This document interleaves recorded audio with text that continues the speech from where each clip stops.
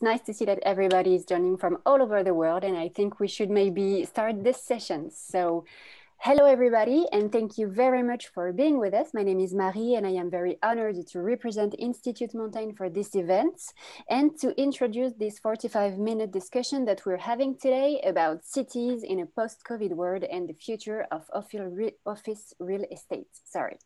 I have the pleasure to welcome to this session first Richard Florida, professor at University of Toronto School of Cities and Rotman School of Management, distinguished fellow at NYU and FIU, and co-founder and senior editor at the Atlantic City Lab. With us today as well, Carlo Ratti, director of the Sensible City Lab at MIT and founding partner of Carlo Ratti Associati. And last but not least, Cécile Maisonneuve, who is senior fellow at Institut Montaigne and director of La Fabrique de la Cité. This is a great honor for me to welcome you today, dear Cécile. We're very pleased to turn to you for the beginning of this session, and we can't wait to hear about your introduction. The floor is yours. Thank you very much, Mary.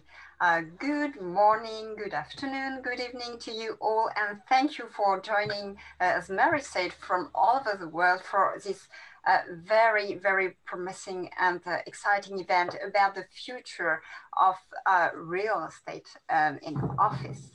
So, talking today about the future of office real estate is talking, of course, of one of the most affected sectors by the crisis, but above all, I would say, one of the sectors whose fate in the post-crisis period is the most uncertain.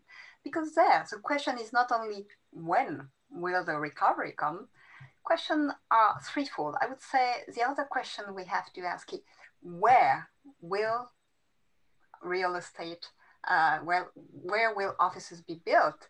In metropolitan, in CBDs? Are CBD doomed to disappear in mid-sized cities?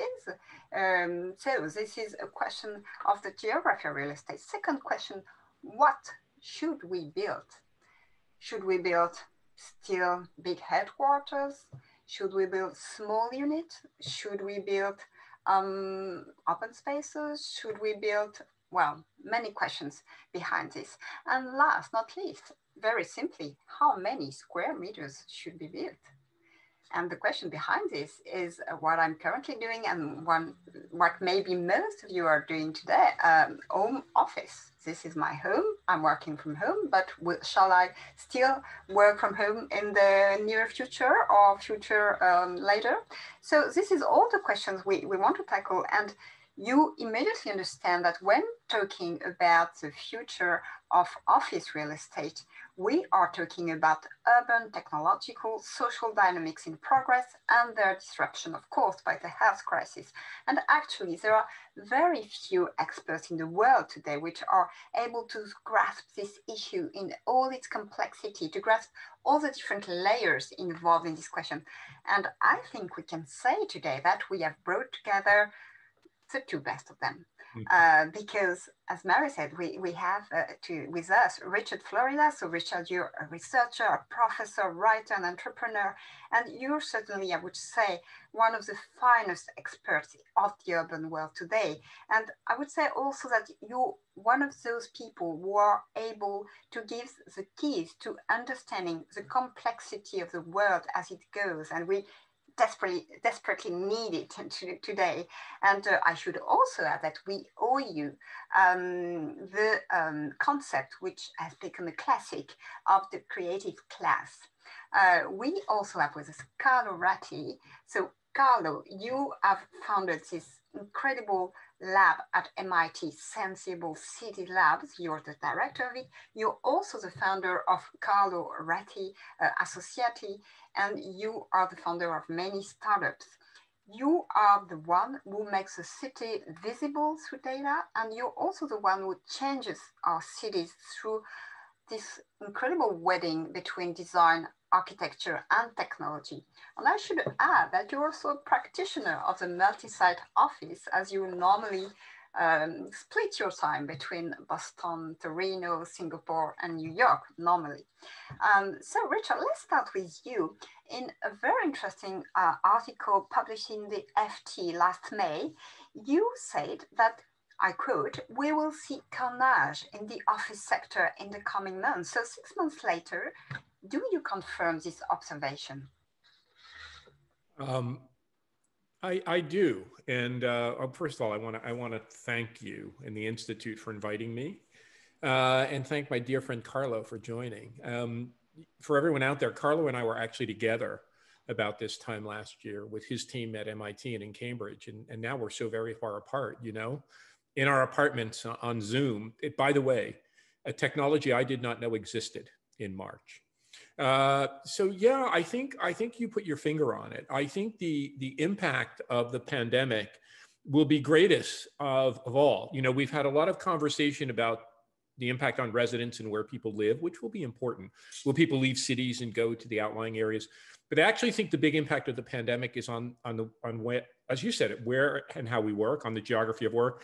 So in the interest of just being clear, I put together a little slide deck, very short, for everyone, and I'll go through it very quickly.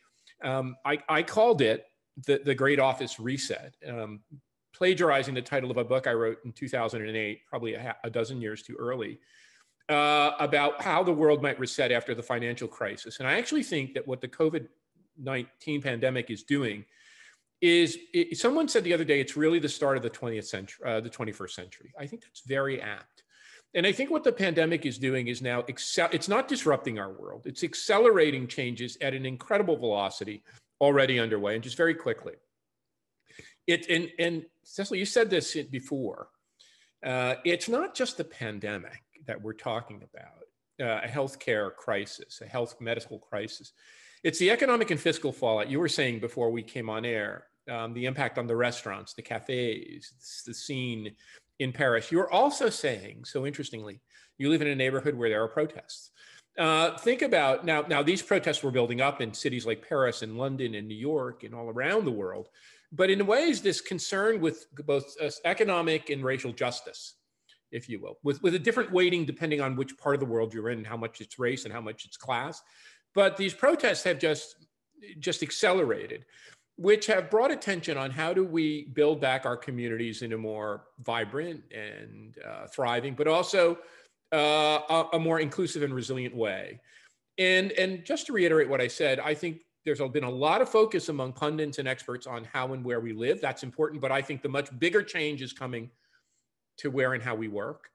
And the biggest change of all is on offices in the central business district. The central business district, something Carlo and I studied, which is kind of a centerpiece of urban studies. Very quickly, this is not the end of cities. All of this nonsense we hear about, the end of Paris, the end of London, the end of New York, it's just silliness.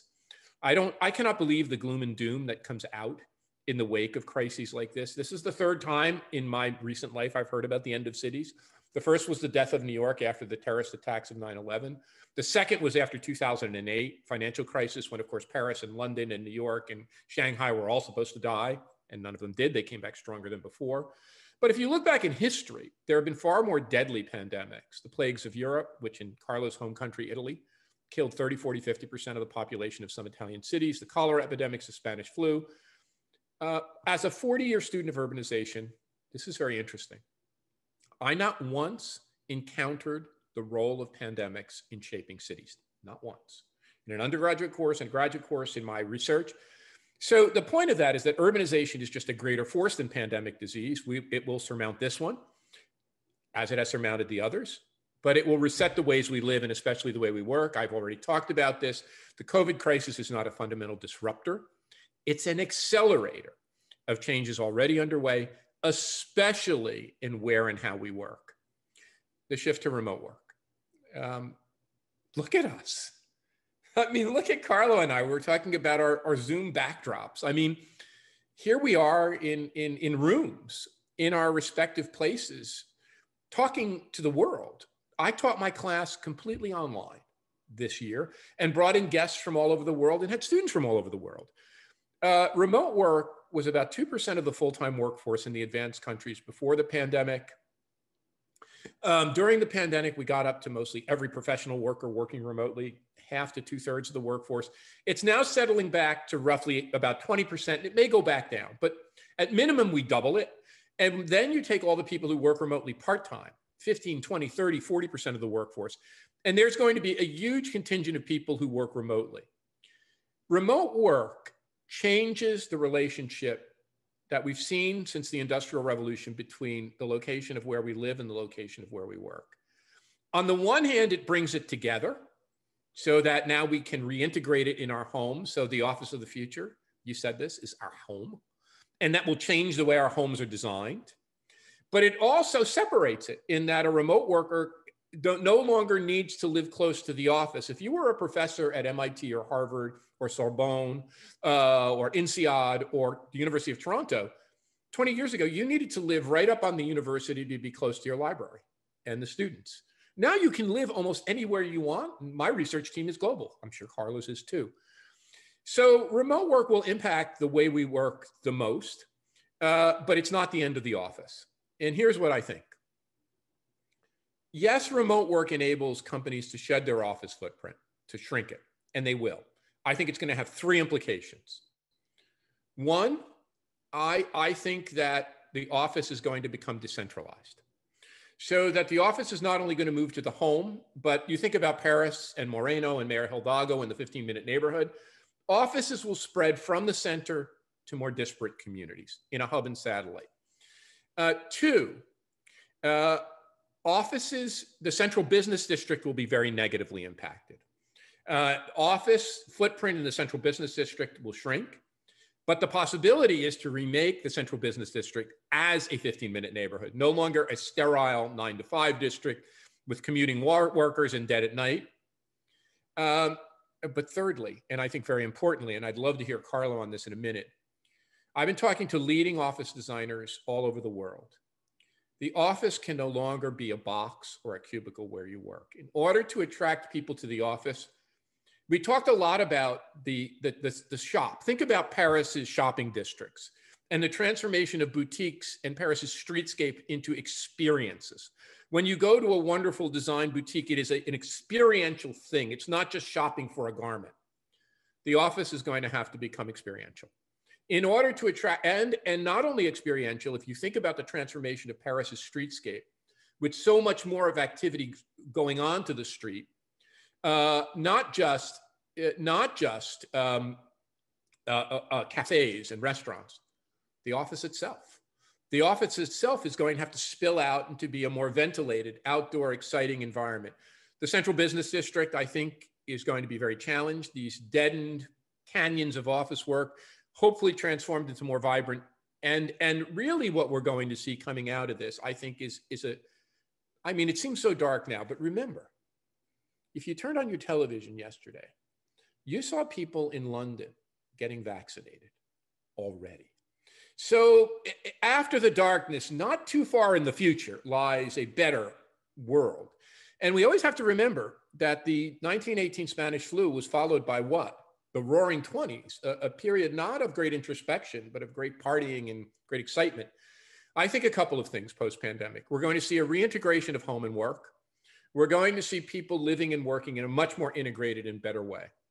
We're going to see the remaking of the home as workplace. And in a way, as we focus on making a great kitchen or a great family room and all of this, the home will be transformed into a better and more effective workplace. We'll see the movement of the office outside, not just inside. We'll see the office as an experiential place, as a place that gives us a variety of wellness, fitness, collegial experiences. And I think we'll see the transformation of the central business district into more complete and 15-minute communities. Anyway, enough from me. I look forward to hearing from Carlo, and I look forward to having a conversation with all of you. Thank you very much, Richard, for this those very exciting perspectives. So, Carlo, I turn to you now. And so what about those roaring 20s? We could live again. You agree, I think, because I read also one of your interviews a few months ago in the newspaper Les Echos, stating that the office real estate was going to be really transformed. And to come back on what Richard said about the role of the crisis as an accelerator, I remember you saying before the crisis, the tremendous changes we were already attending in this sector. So please, what is your view? Where will we work in a few months? Yeah, thank you, Cecile. I think, I think what we're dealing with here is really something quite fundamental, and something, it's really the billion dollar, the trillion dollar question about, how are we going to evolve in the way we organize our lives? And I want to, I agree with all what Rich said. I want to add a couple of additional thoughts. The first one is that just accidentally, we were measuring all the communication exchanges on the MIT campus, all the emails we exchanged since last December. And then the pandemic hit. And we could actually look at the impact of shutting down physical space on the social network, on how we really organize as humans. And the amazing thing, take this with a pinch of salt. We're still working on the data. We haven't published it yet, but I think what we seem to see is the following. If you look at our networks, we got two types of contacts. We got what are called strong ties. There's a very famous paper by Mark Granovetter called The Strength of Weak Ties.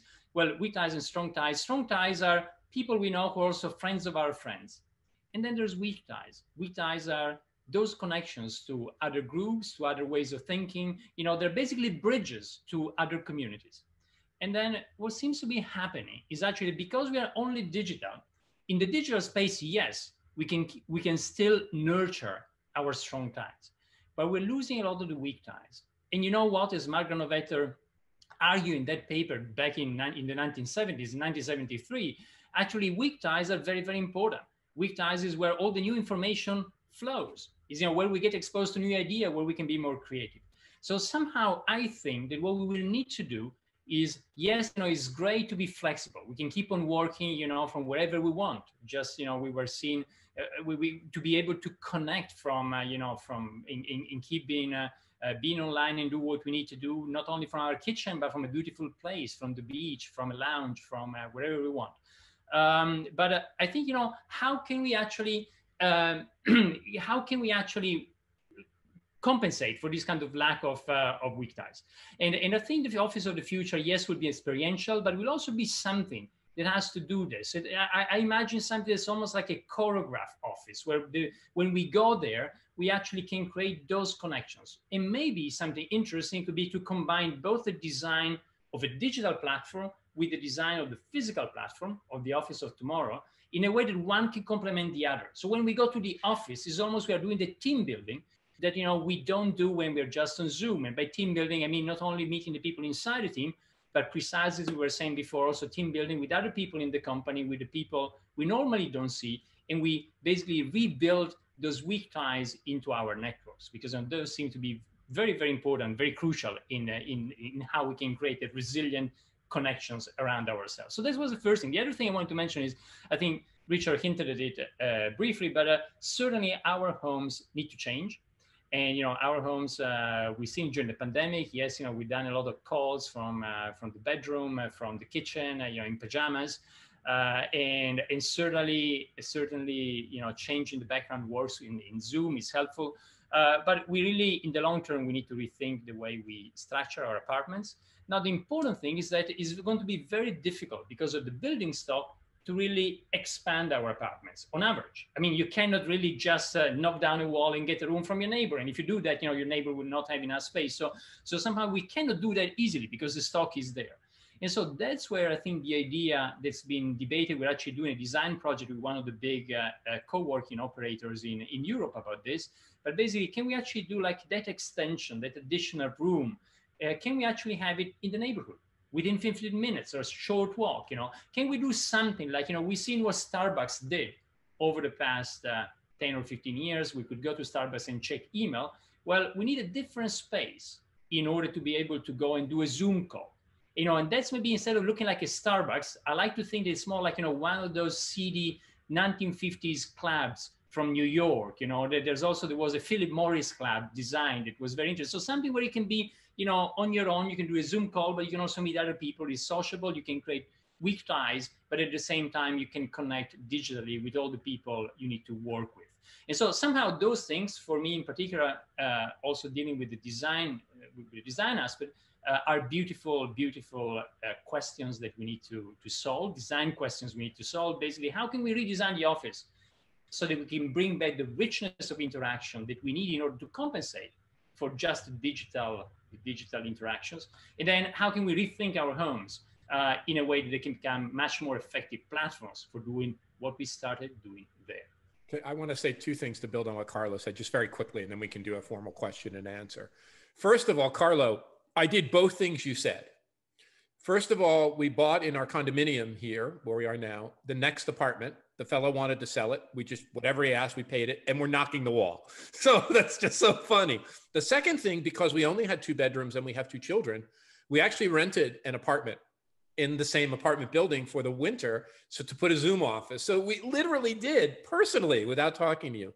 The thing I want to say that listening to you, I thought of, which may find it, people find interesting, is that maybe in this reintegration of working and living, home and office, the city becomes the office. When you were talking about the new kind of a Starbucks as office, everyone says, well, Paris is deadened, New York is deadened. But maybe as we come out of this, what we find is that we don't have the dedicated office as much. There are multiple, I heard from you, multiple spaces that we occupy. Sometimes a restaurant, sometimes a cafe, sometimes an office space, sometimes a conference room. I'm not sure. Like when I visited you at MIT, we'd often have our meetings in the coffee place across the street, not in the office building in MIT. It's just, I think that one thing we could potentially hypothesize is that the city becomes the workspace as much as the physical workspace. And to build on this, Richard, and on what Carlo said about the weak ties, what you said also about public space, I would like to ask you about public space, because I understand that you say, Richard, that we could use more public space, not only for restaurant and so on for leisure, but also for work. And at the same time, we know that in this crisis, public space is seen as a very ambiguous place, both as the one which enables us to escape from our apartment when we are in lockdown, just to breathe some fresh air, but it's also the place where we meet the others. And in the times of pandemics, it's something a bit dangerous, where there are a lot of restrictions. So what do you think about the hysteresis effect of this crisis on public space and on the way we envision public space? Do you think we will have this need of a kind of cocooning in some nice places and a kind of rejection of public space as a place where you have a lot of people, where you meet, you don't know who is vaccinated or not? Well, what do you think? It's a question for Bethany, actually. But looking back at the history of pandemics, we see kind of 3 big effects. One is the increase in public space, number one. Number 2, the increased focus on light and ventilation in architecture and buildings. And 3, the increase in use in sanitary materials, whether that's tiles or porcelain, or the invention of a first floor bathroom or so-called powder room. So those are the 3 big effects that we see over time. I think you're already seeing in Paris that we are going to put a big emphasis on public space, and we're going to reclaim space from the car and from inefficient uses. That we're going to, John Gell has been saying this, you know, since we were all much younger, the streets for people, cities for people. And I think that's accelerating in a way no urbanist could have expected. I think that our public health officials made a big mistake, to be honest, that we're pretty safe outside. I think we know that now. And the fear inside is one thing, where the virus can stay in the air. But outside, you know, I can even see it, by the way, on a playground when I'm with my kids. I get a little scared but I know it's not rational, that we're pretty safe outside. And I think in another year, we're going to find that the public space, I'm more nervous that we're going to be scared of transit or trains or enclosed indoor spaces. I think outdoor spaces will adjust, and maybe there'll be a real public realm where people can come together. But I think instead of big, grand public spaces, we're going to see many, many more small public spaces. Mm-hmm. Maybe to add a very, very quick thing to that, I think, you know, public space can play a very important role. And I think that one of the risks we have, one of the big risks, is that we know that when we only connect in digital space, we tend to fall into a homophily trap. We just talk to people who are similar to ourselves. You know, that happens on Facebook, that happens on social media. It's so easy to block everybody who challenges our comfort zone. I'll give you just one example, because there was a question about Trump before. You know, if I look at my social network, you know, there's very few people who are Trump supporters. But if I just go down in the street, even in New York or Boston, I know that 1/3 of the people are supported of Donald Trump. And then somehow I need to negotiate the space and share the space with them. And if you have a conversation, you know, somehow the public space has a very important quality that digital space lacks, which is inevitability. We need to confront the people who are there, even when they challenge our comfort zone. And this is very, very important. What brings us together, it was challenges our preconceptions. So somehow I think public space will have to play a very important role, especially if you're going to spend, as it looks like, more time online. We have a few questions which are around the same topic, which has to do with social inequalities and financial aspects. So I will bring them into one question. Don't you fear that in what you are describing, we have first a problem for finding the right business model for these new hybrid spaces? And second, which goes also with that, won't we design a city on the one hand for those who can afford this kind of expansion of their home, of their office, this new way of using the cities, and the others? And the others very often, and this I add this dimension, the one who were on first line during the pandemic to serve to the logistics, the people who were there to enable us to stay at home, to have food, to have many. So this question of social division in a context where everybody fears the growing of social inequalities in the coming months because of the effects of the management of the crisis. 100%. That the COVID crisis is accentuating and accelerating, reinforcing the divisions of socioeconomic class and race. If you look at the United States, which is the country I know best, Black Americans have been 3 times more likely to get the disease, 4 or 5 times more likely to be hospitalized, and 5 times as likely to die. Latino Americans have been 3 times as likely to get it, 3 times or 4 or 5 times as likely to be hospitalized, and 10 or 20% more likely than white Americans to die from it. Essential workers, you know, I have not been to a store since March 15th. Everything I need to have has been delivered to me by an essential worker. And when you look at this, essential workers are vulnerable at multiple areas. They have to work closely with other essential workers. They have to work closely with the general public. They're in logistics, warehousing, delivery, healthcare. They have to take transit to work. They live in overcrowded conditions. They're constantly exposed. So in a study they did in San Francisco's Mission District, a kind of gentrifying area of San Francisco where there are high-tech companies, but also low-income people, they found not a single white professional worker who had COVID-19 antibodies. Every single person who had contracted COVID was a minority or an essential worker. And yeah, I think this is where the protests for social and economic justice come from. So we have to be, and then the last thing I would say on this is, I mentioned the Roaring 20s already. The last major pandemic we had was not followed by a great reckoning with racial and class division. That took to the Great Depression and after the war, the Great War. The 1920s were one of the most unequal times in French or European or American history. It was a time of great celebration and release, but also horrific inequality. So unless we really work on this, and unless we really say that we are going to build back our cities in a more inclusive way with a strong eye to racial and economic justice, I think we end up with cities which are more divided. And you know, and let me say this, one other thing. When you think about going to a restaurant or going to a movie, you know, it may be for a while that costs more. And the people who want to go to a movie might rent the whole movie theater. You know what I'm saying? So all of these consumption amenities that we got used to in cities that were, I don't want to say democratic, but many people could go to our concert. It may be that these amenities are much more likely to be available to the affluent and the advantaged, where other people get priced out. So I think it's at every level, it reinforces a lot of injustice.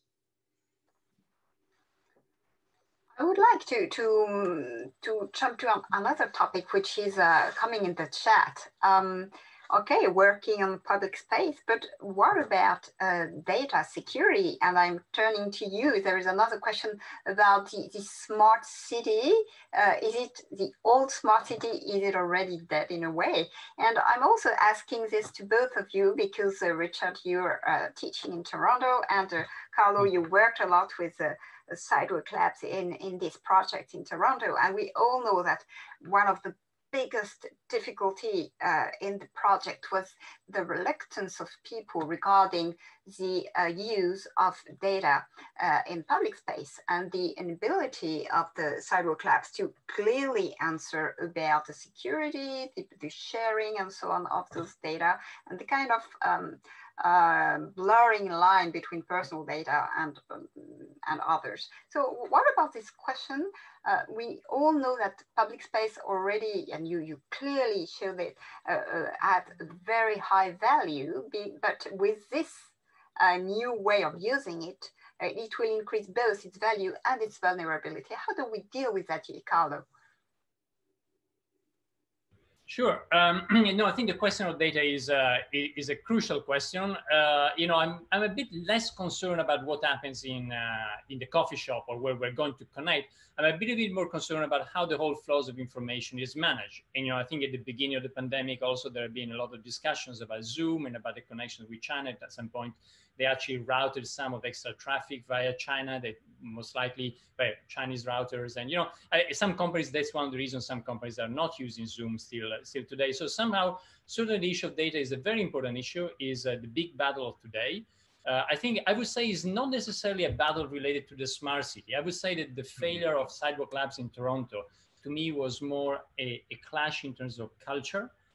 Both Richard and I have been writing about this. I think it wasn't very substantial. It had been a great experiment, but somehow the culture of closeness that's related to Silicon Valley really clashed with the culture of the city, which is about an open platform where everybody can participate. Somehow I remember I was sitting also on the committee by the city, set up by the city to look at and comment on the plans by Sidewalk Lab and Google in general.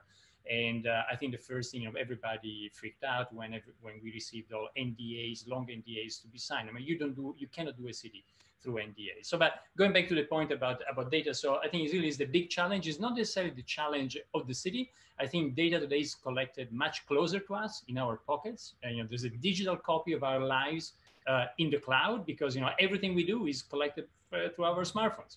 And, privacy, unfortunately, since smartphones were invented, has been kind of vanishing. And I think that's a big question we should all be concerned about and we should discuss. I think Europe here is probably ahead of the United States with GDPR. GDPR is a good piece of legislation now being copied by California and other countries around the world. But certainly this is the big battle of the 21st century, and we should all be part of it because the society we build tomorrow will be based on the decision we make today. I think Carlo's 100% right on this. I defer to him as really the world expert on this. And I just wanted to say two things to build on what he said. First of all, I think pandemic has pretty much killed the debate on privacy, or at least taken it in a new direction. A famous American pundit said this. He said, I was so worried about my data, but if somebody taking my data means that my mother or grandmother lives, take it. And when you look at now our debate over the pandemic, many people on the progressive left, not on the right, this is very interesting, are praising the Asian nations and Australia and New Zealand for managing the pandemic much better than France or England or the United States or Sweden. These Asian countries took every bit of data, locked you in a hotel room, told you can't go out, tracked every movement, and people are saying, well, that's a success. They're condemning Sweden. Personally, I think the emphasis on liberty, on providing information, this is one I'm more attracted to, which makes me, to some of my friends on the left, seem like I'm a right person. So I think the pandemic has thrown the debate up in privacy in a very new way. And I think Carlo's right. That's one debate. I think the emphasis on urban innovation is different. And I think we've conflated those because of the debate over sidewalk labs. Urban, and this is what Carlo and I have been trying to write about, leave privacy aside. Innovation is accelerating. We called it in the essay we're writing, the Joseph Schumpeter, the great theorist of innovation, comes to the city. We are seeing an acceleration of urban innovation. Look at delivery. When I was in Toronto last year before the pandemic, it was hard for me to get a single thing delivered to my home. I can get anything I want delivered to my home in Toronto in 2 hours. A pharmacy, an elite good, a commodity good. Look at the emphasis on the use of urban innovation and sensors just to keep us healthy. Remote medicine, telemedicine, I could go on. So I think we're going into a phase now where urban innovation, even privacy aside, we're gonna have to grapple with that. And it's going to, I think you're right, Europe's ahead. We are in the period of accelerated urban innovation now in a way we've never seen before.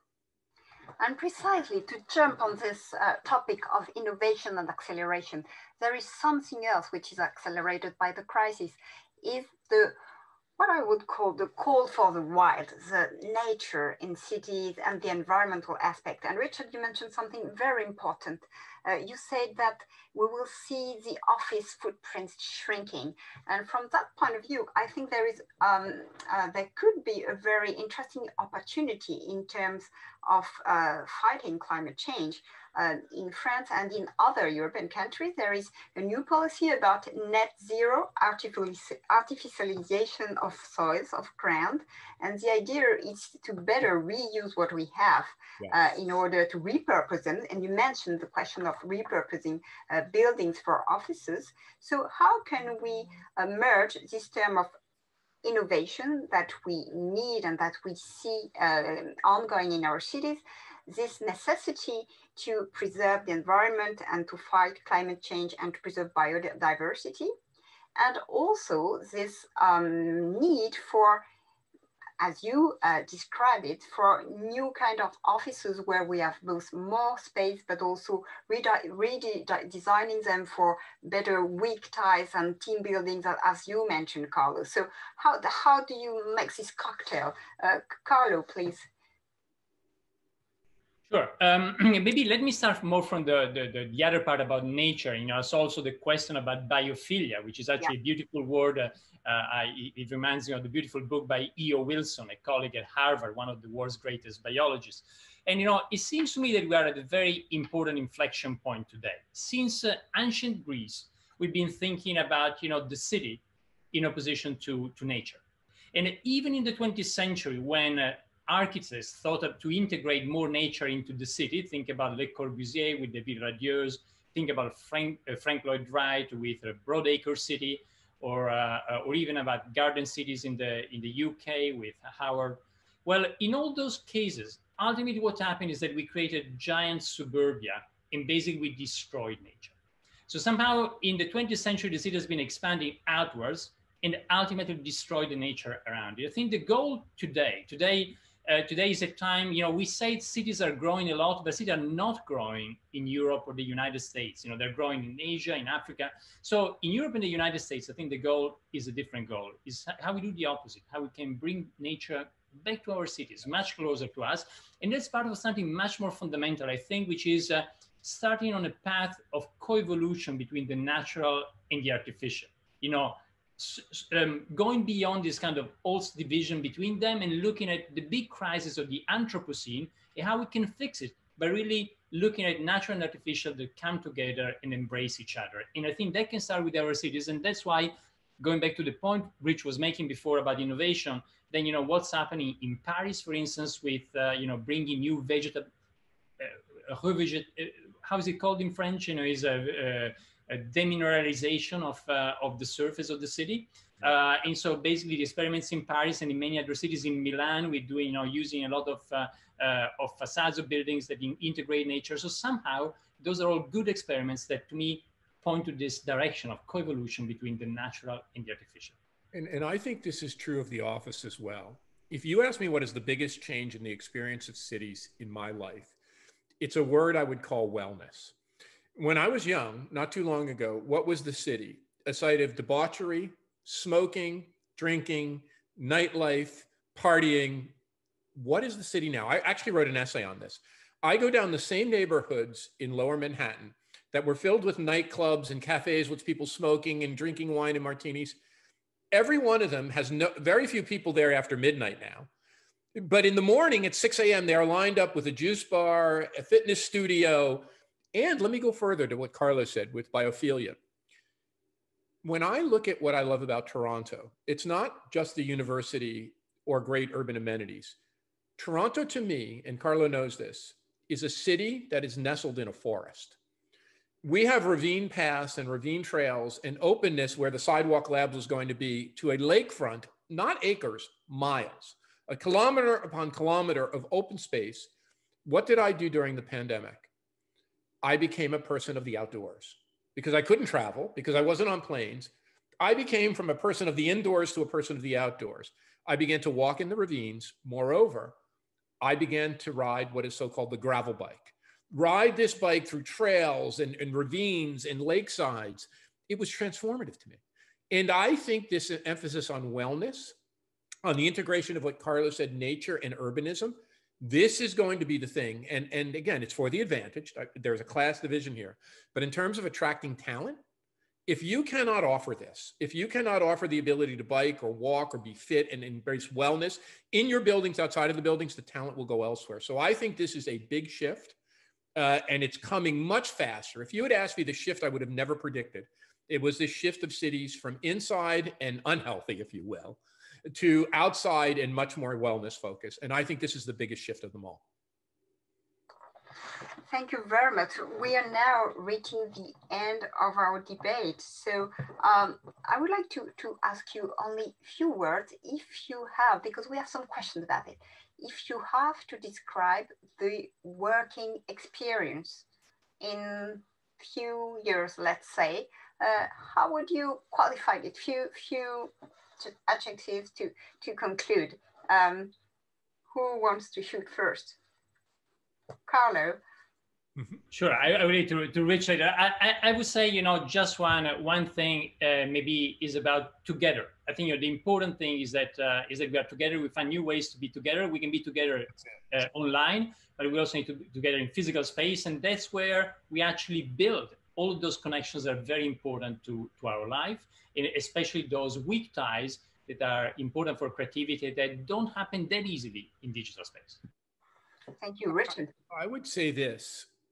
It will almost feel like for the professional class, the knowledge class, not the essential worker class, that we're not working at all, that we're going about our daily life, going for a bike ride, going for a walk, going for a cafe, working in this new kind of office, but that we're always working. So that that working will seem like we're not doing it, but we're always doing it. And there's a good and a bad. In my father's era, when he came home from the factory at 5 o'clock, he could turn off. I think in our time, we will be working all the time, even though sometimes we will convince ourselves that we're not working. And this reintegration of living and working, there's many upsides, but there's also many, many, many challenges. It's very stressful. I mean, if you look at the big impact of the COVID crisis, it's not only on physical health, it's on mental health. And so I think there's many challenges to this reintegration of working and living. Thank you very much. We will conclude with these wonderful words on together and these questions we have to debate on about the hybridation between public space, private space, working, being at home, and those new forms of living societies. Thank you so much to you both for this invaluable contribution. At the moment, we need really to project ourselves in the future. And thank you also very much to our audience from all over the world. And I wish you a nice day or evening. Bye-bye.